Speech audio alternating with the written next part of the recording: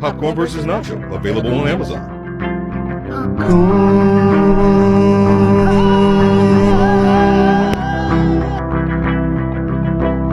Popcorn vs. Nacho by Nacho.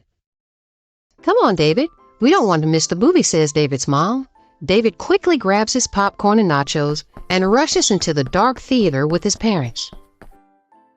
David hurries to the top of the stairs and picks the seat between his mom and dad. As David fumbles to unfold his seat, a piece of popcorn falls into the nacho bowl. While David is watching the movie, the little popcorn that fell into the bowl is suddenly surrounded by the nachos. The nachos were shocked to see the little popcorn there. The nachos were shoved out of the way as a giant nacho marched forward.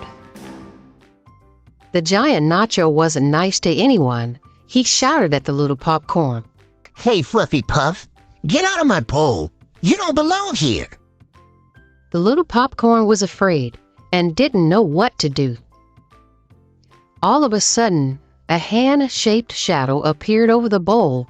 David was ready for a snack. The little popcorn and nachos began screaming and running away.